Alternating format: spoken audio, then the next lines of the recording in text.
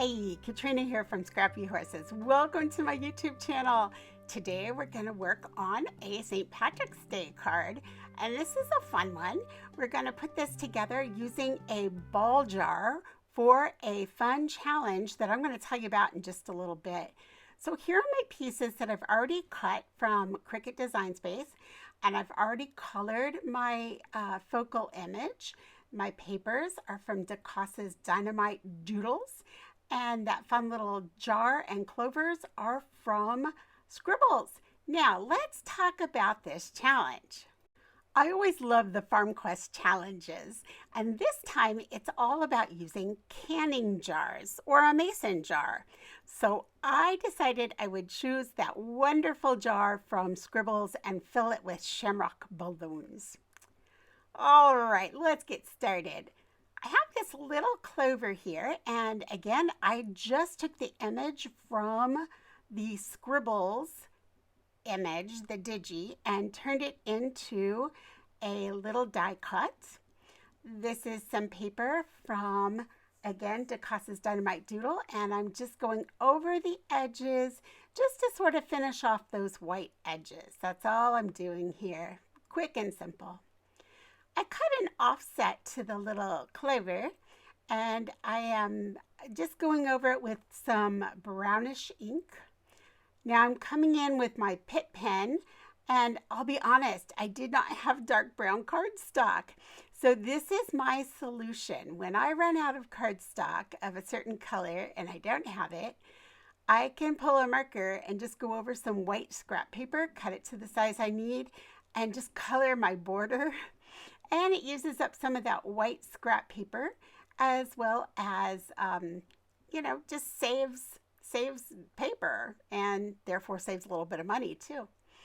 And I'm sticking them under my blocks here because the paper that I'm using is a little thin and it's sort of curled, so I'm just laying it under there to flatten it out. Now I'm adding this front. This paper is so cute with these little leprechauns sitting on the little calendars that say 17th. And I actually cut this piece of burlap paper, and you can see me drumming my fingers there because I look over on my desk and I find a piece of actual burlap that's almost as wide. And I thought, you know what, I'm going to cut this, cut the little edge off. And I'm going to go ahead and just use real burlap. But it was just a little dark for my taste. So I thought if I cut a piece of white cardstock and I took it over to my paper trimmer to cut that, I could just cut it to the size I needed, glue it onto that, and it would lighten it up to be about the same color as the paper.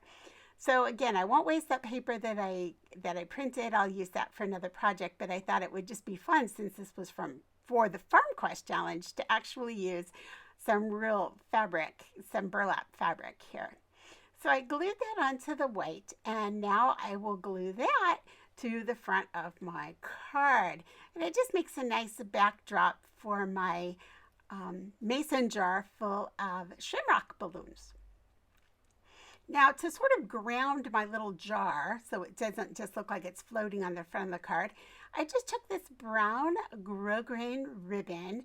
I'd say it's probably maybe 1/4 of an inch wide. I didn't measure it, but I'm guessing 1/4 of an inch. And I'm just going to kind of place that right there on the front. And now I'm going to come in with a little bit of ATG, as well as a little bit of Fabri-Tac, since I'm going to be gluing it on top of that burlap, and just place that right in there to the sort of near the top of the card. Now I'm just going to twist this little shamrock around a little bit and glue that together. And I'm going to go ahead and add a little piece of cereal box back there, just to pop that up on top so it sort of goes over everything. Now, when I did this, I went ahead and I just placed that little bit of cereal box back there, figured out about how big I needed it, then just laid it down in where I wanted it, and then just glued it right there at the top of that ribbon. So now it lays right there on top, and it looks great. Now this is the point where I go to pull out my sequins, and I look at my desk as I'm cleaning, and I say, oh no, no, no, no, no, no, this cannot be. I forgot my little circle paper in there. What am I going to do? So I reached for my bone folder and I slid it under there. I started it with my fingernail and then slid it under there and broke the seal of the glue. And I thought, there's no way I'm going to get that whole piece under there. So I just sliced a bit off, as much as I wanted to stick out. And I cut it on my paper slicer and then reached for my Fabri-Tac and just kind of glued everything back into place.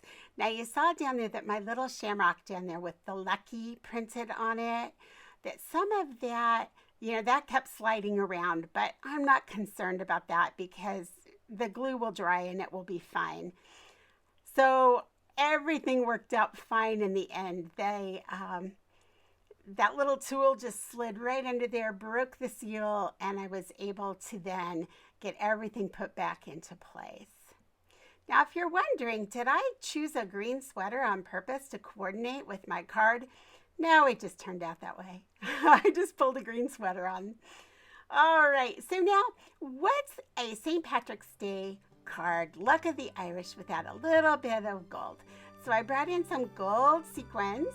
And you know that if I'm bringing in any kind of gem or sequin, we're coming to the end of the video. And we surely are. Thanks for sharing some time with me today and watching me fix my boo-boo there. That was kind of a tragic moment. But again, if we just get creative, we can usually work through those tragedies in paper crafting. So we don't have to get too excited about them, right? All right. If you have any comments or questions, please leave them in the box below. Also, if you'd like to know where any of the items that I used, where they can be found, that will also be in the box below. I invite you wholeheartedly to go over to FarmQuest. I'm not sure you have much more time to play this challenge, but you'll want to check that out. And Becca also has another very fun country challenge, and I'm going to list that below also. So you can go check out both of those challenges and check back monthly because the themes are really fun. And the second challenge is always anything goes country. So you can have a lot of fun there with your projects. All right, again, I thank you for your time, and it was wonderful catching up and making this card with you. Questions, comments, leave them below, and I'll see you in the next video. Bye.